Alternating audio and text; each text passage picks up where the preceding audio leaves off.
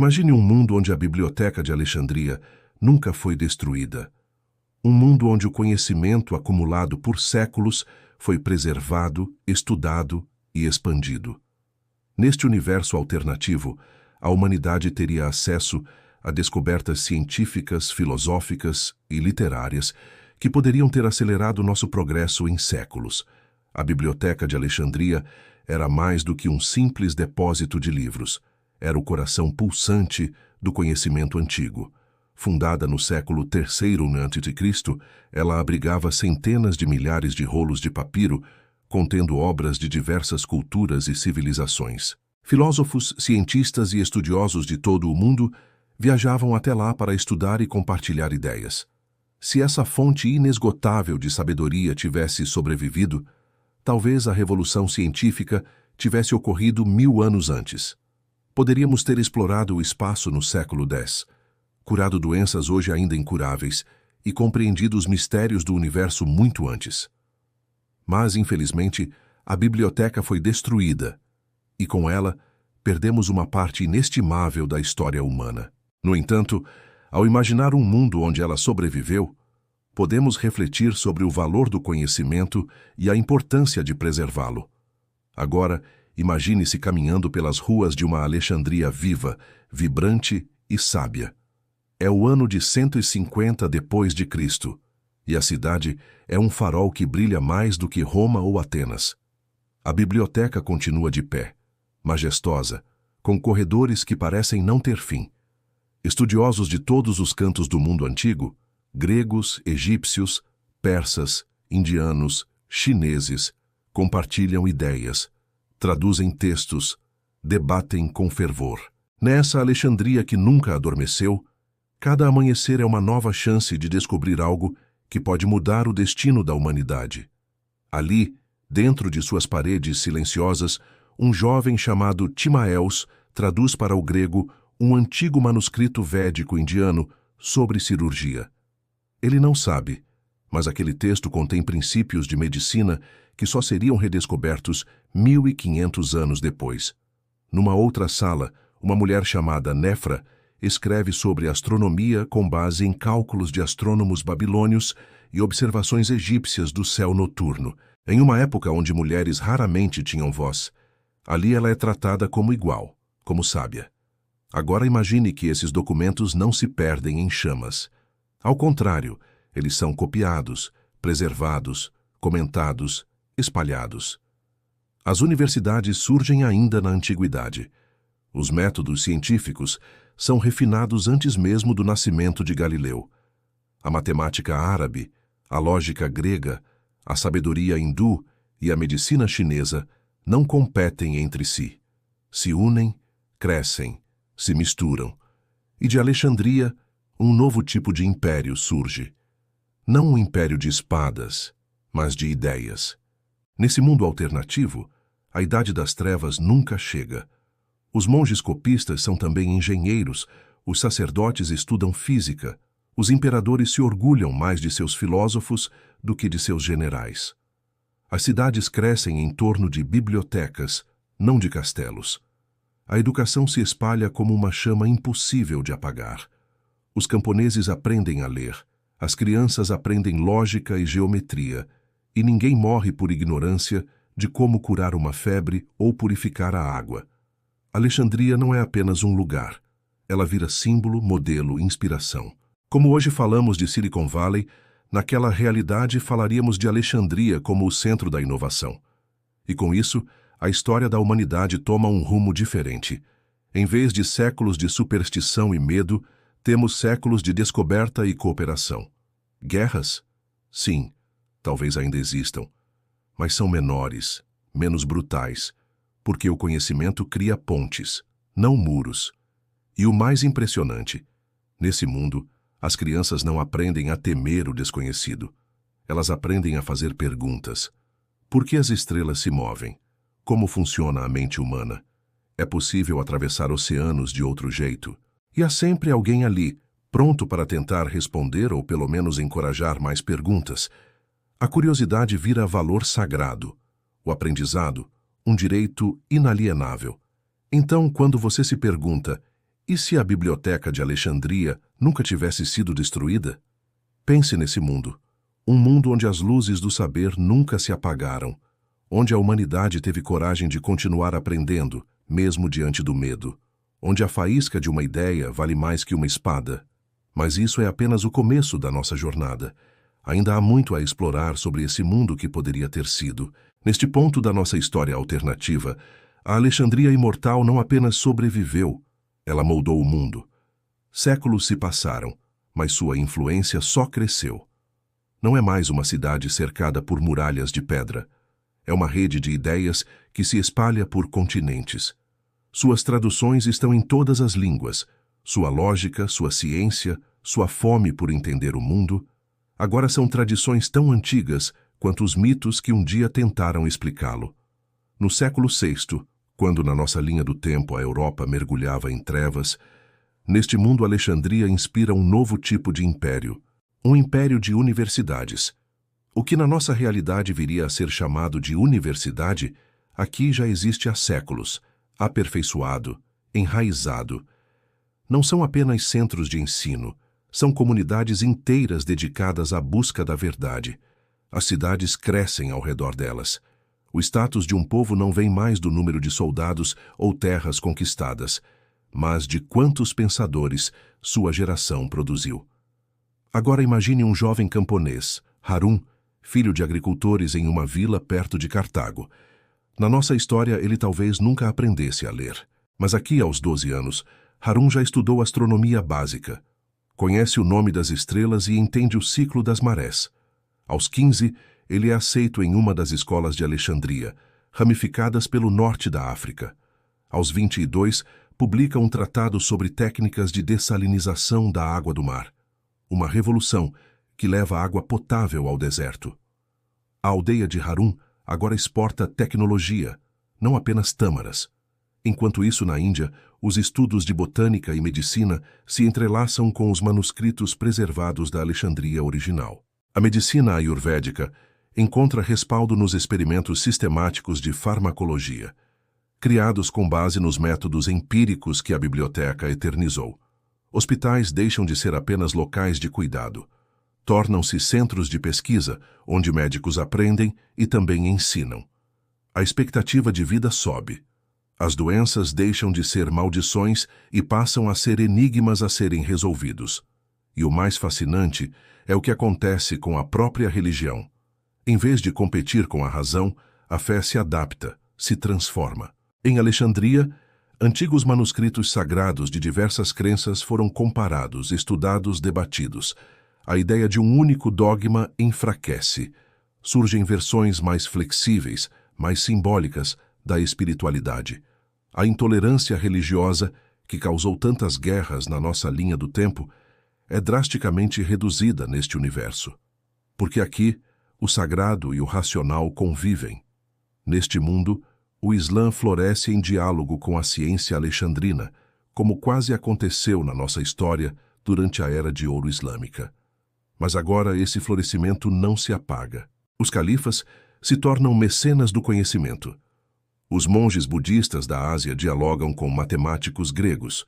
Os monges cristãos preservam textos antigos, mas também criam novos, cheios de reflexões científicas e filosóficas. A arte também muda. Em vez de repetir ícones religiosos por séculos, os artistas exploram novas ideias visuais com base em anatomia, física da luz e perspectiva matemática, conhecimentos que Alexandria ajudou a preservar. A beleza é vista não como algo místico e inatingível, mas como fruto de harmonia, estrutura e entendimento. Pinturas, esculturas e até música passam a carregar uma camada de conhecimento técnico que só seria desenvolvida séculos depois em nossa história. E há ainda um outro efeito curioso: a viagem. Se o saber se espalha, ele cria pontes, não fronteiras.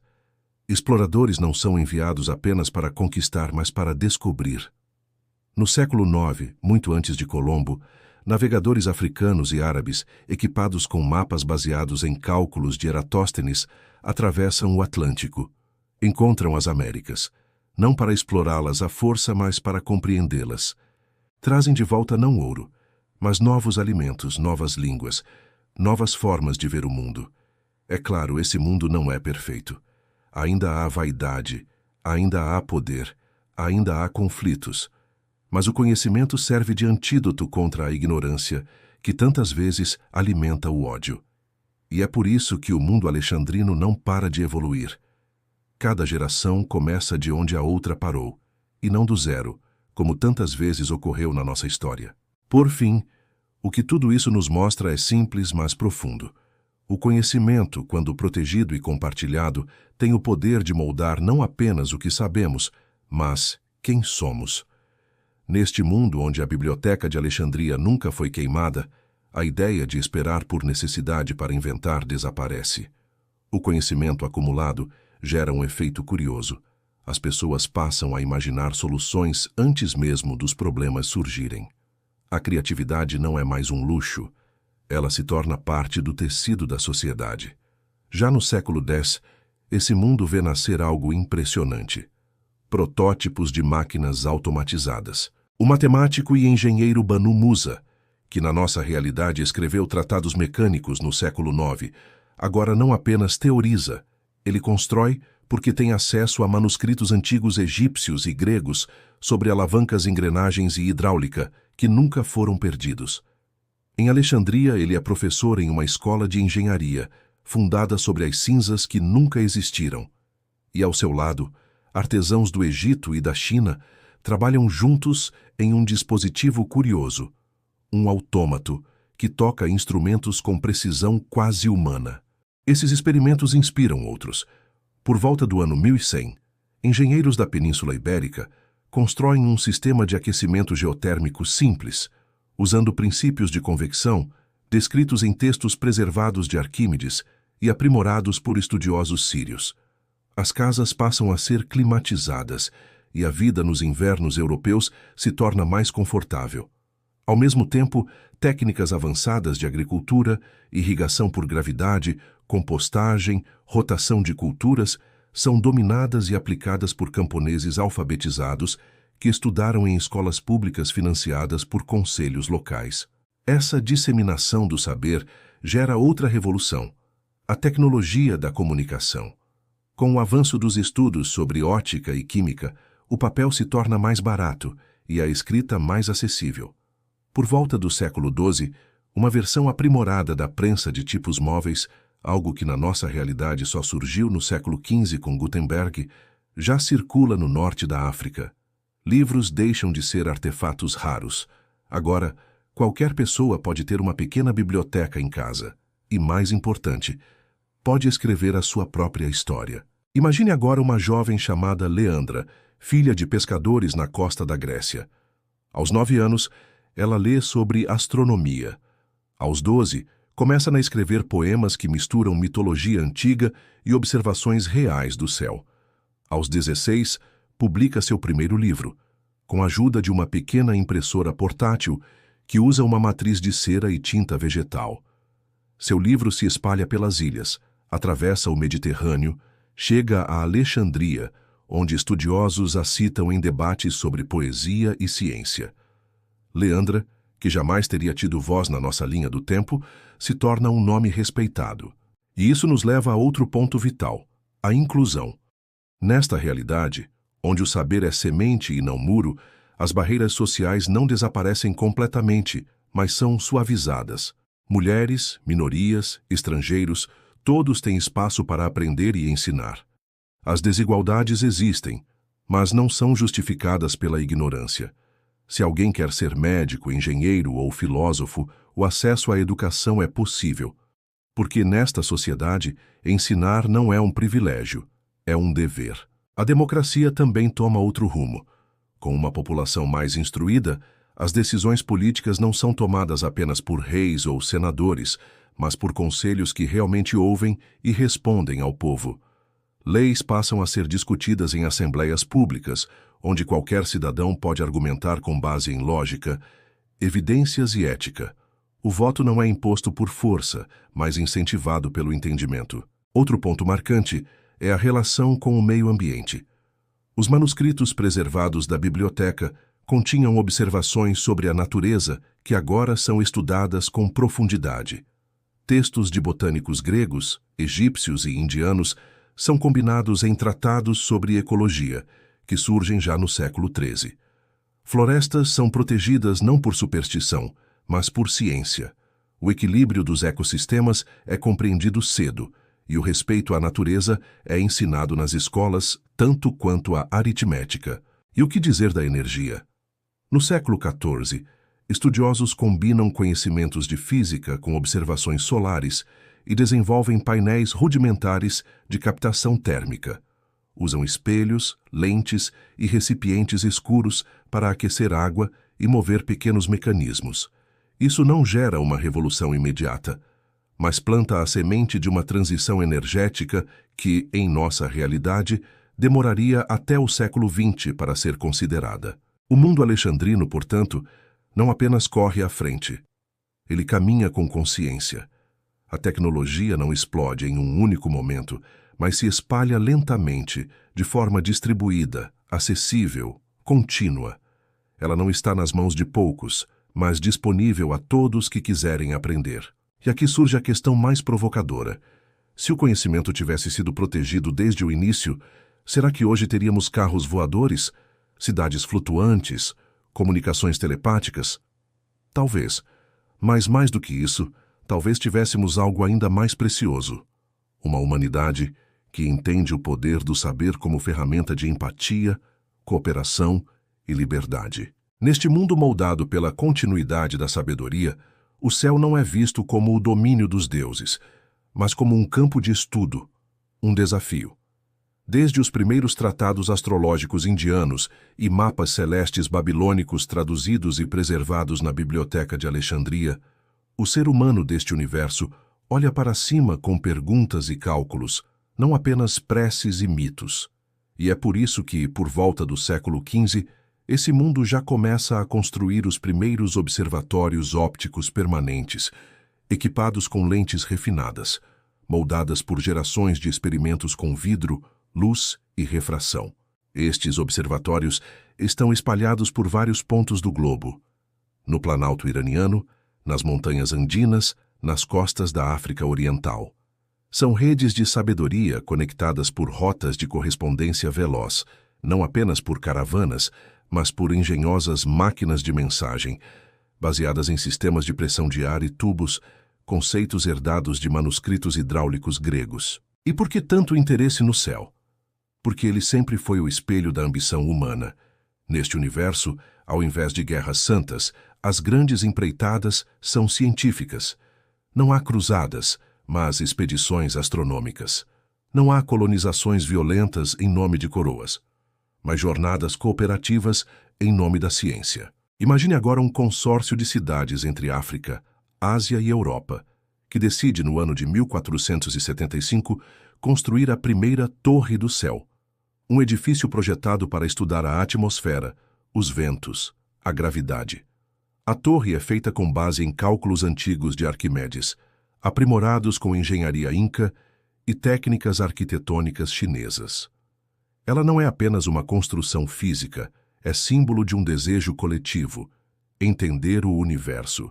É esse desejo que leva, no século XVII desse mundo, à criação de veículos experimentais, movidos a vapor comprimido e turbinas solares. São dirigíveis robustos, silenciosos, que cruzam continentes com grande eficiência. Bibliotecas móveis, hospitais aéreos, escolas voadoras. A tecnologia aqui não nasce da pressa de lucro, mas da paciência do saber. E quando os olhos voltam para além da Terra, a colaboração é o motor. O conceito de nação ainda existe, mas é diluído por uma noção mais forte: humanidade. Em 1683, uma jovem astrônoma da Núbia chamada Halima escreve um tratado intitulado A Terra é uma só casa. Esse texto, profundamente influente, é usado por líderes para fundar o Conselho de Exploração Planetária, um organismo internacional que planeja as primeiras missões fora da Terra. As viagens ao espaço começam cedo. Já no século XVIII, balões de alta altitude carregam pequenos seres vivos, não como testes brutais, mas como companheiros de estudo. Observações são feitas com precisão incrível, graças à união de matemática grega, física indiana e ótica árabe. E em 1810, um foguete multi-etapas é lançado da costa africana, baseado em projetos aperfeiçoados de pólvora chinesa, combinada com princípios de termodinâmica registrados por alquimistas medievais. Claro, esses avanços não são lineares. Há fracassos, desastres, limites, mas eles não interrompem a marcha do saber. Porque neste mundo, o erro não é punição, é dado. Cada explosão é uma lição. Cada silêncio do cosmos é interpretado com reverência, não como recusa dos deuses. Mais impactante que o voo, porém, é o que isso provoca aqui na Terra. A educação se torna ainda mais descentralizada. Crianças crescem aprendendo não apenas sobre seu povo, mas sobre as estrelas. Em vez de mitos que assustam, estudam possibilidades que inspiram, e o céu deixa de ser uma barreira, vira ponto de partida. As religiões, ao verem o ser humano tocar os céus, não se retraem. Adaptam-se. No cristianismo, os anjos passam a ser vistos como metáforas para a vastidão do espaço. No islamismo, o Miraj, a jornada celestial de Maomé, vira símbolo da curiosidade humana. No budismo, o conceito de reencarnação é reinterpretado à luz da existência de outros mundos. A espiritualidade não morre, ela evolui. E em 1902, quando o primeiro ser humano deste mundo pisa na órbita da Terra, ele não carrega a bandeira de um país. Ele carrega uma mensagem gravada em placas de metal, escritas em todas as línguas conhecidas. Uma mensagem simples: somos filhos da Terra, viajamos para entender. A ciência aqui não destruiu a fé. Ela a refinou. A tecnologia não substituiu a cultura. Ela a espalhou. Alexandria não foi só uma biblioteca. Ela foi o embrião de um novo modo de ser. E agora, olhando esse mundo do alto, temos que nos perguntar: o que perdemos quando deixamos aquele fogo consumir os papiros da antiguidade? O que a humanidade sacrificou quando preferiu ignorar, esconder ou destruir aquilo que não compreendia? Porque talvez, neste exato momento, se a história tivesse sido outra, nós estaríamos ouvindo histórias contadas por povos de outros planetas, tão curiosos quanto nós. Neste mundo onde a Biblioteca de Alexandria sobreviveu, não apenas a ciência, a tecnologia e a educação floresceram, mas também a cultura. Porque quando o saber é contínuo, a arte não apenas imita a vida, ela a antecipa, a interpreta, a guia. A criatividade deixa de ser um dom restrito a poucos e passa a ser parte do cotidiano. Neste universo, o artista não é visto como alguém à parte. Ele é cientista de sentimentos, pesquisador do invisível. As histórias não são contadas apenas ao redor do fogo ou em templos. Elas são estudadas, debatidas, recriadas com a mesma seriedade que se dá aos números e às leis da física. Os dramas antigos de Eurípides se misturam a lendas africanas e epopeias indianas, criando uma dramaturgia nova, viva, intercontinental. A música, com instrumentos criados a partir do conhecimento acústico herdado dos egípcios e dos chineses, evolui em escalas nunca antes ouvidas. E a dança? Ela se transforma em uma linguagem universal, ensinada desde cedo como forma de comunicação e expressão emocional. Imagine uma cidade como Samarcanda, onde escolas de arte ensinam desde mosaicos bizantinos até música maia.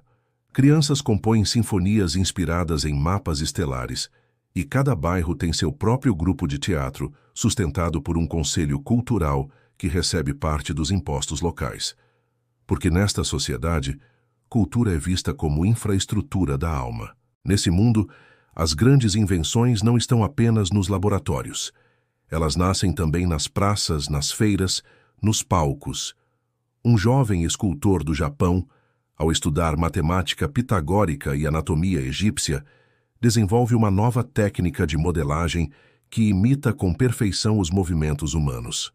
Isso gera uma revolução nos estudos de biomecânica. Sim, um artista, estudando escultura, ajuda a medicina a construir próteses melhores. E a literatura? Há a literatura. Com tantas culturas conectadas desde cedo, os romances, contos e fábulas se tornam verdadeiros arquivos da alma humana. Um romance escrito em Córdoba pode começar com um poema indiano, passar por diálogos socráticos e terminar com uma moral africana. As histórias são espelhos, mas também pontes. Em vez de doutrinar, elas convidam a sentir, a refletir, a ver o outro como parte de si. E é aqui que entra algo ainda mais precioso: a empatia como conhecimento. Em Alexandria, documentos sobre comportamento humano foram preservados desde a Grécia até a Babilônia. Combinados, eles deram origem a uma psicologia primitiva, baseada em observação, não punição. Essa psicologia cresce. Em vez de criar manicômios, essa sociedade cria casas de escuta, lugares onde as pessoas aprendem a entender e lidar com emoções. Não com medo ou vergonha, mas com ciência e afeto. As prisões, por exemplo, são raras. Não porque o crime desapareceu, mas porque a justiça evoluiu. O foco está na reintegração, não na exclusão. Leis são escritas com clareza, estudadas desde cedo nas escolas e baseadas em princípios de harmonia coletiva. Juízes são também filósofos e mediadores, e a ideia de culpa é substituída por responsabilidade. Na política, surgem líderes que não apenas prometem ou governam, mas ensinam. Presidentes que escrevem tratados, primeiros-ministros que citam poetas e participam de fóruns científicos abertos ao público. A noção de poder muda. Ele não é mais controle, mas serviço. E a ética se torna tão estudada quanto a matemática. A linguagem também muda.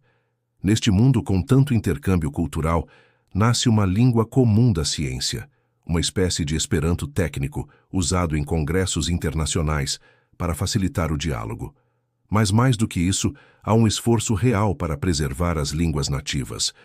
Porque aqui, cada idioma é visto como uma lente única sobre o mundo.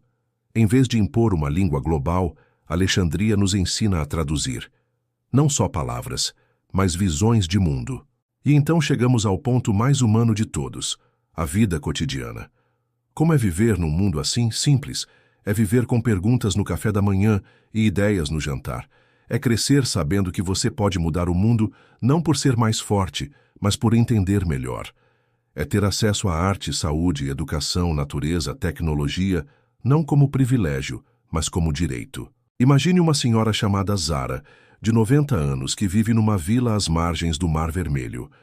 Toda semana ela visita o centro de aprendizado da sua comunidade, não para ensinar, mas para aprender. Porque neste mundo o saber não tem idade. Ela discute genética com um garoto de 12 anos e conta lendas do deserto que são gravadas, estudadas, digitalizadas e depois usadas como exemplo de metáforas em cursos de linguística. Zara não é exceção. Ela é reflexo de uma sociedade onde aprender é respirar, onde o tempo não apaga o valor de alguém, apenas aumenta. E quando ela caminha pelas ruas de sua vila, vê murais que misturam poesia e ciência, vê jovens dançando algoritmos e velhos recitando números de Fibonacci como quem reza. É isso que Alexandria preservou. Não só os textos, mas o espírito de busca. A noção de que entender o mundo é uma forma de amar o mundo. E se esse mundo parece utópico, lembre-se, ele esteve ao nosso alcance. Bastava termos protegido uma biblioteca, bastava termos escolhido luz em vez de cinzas.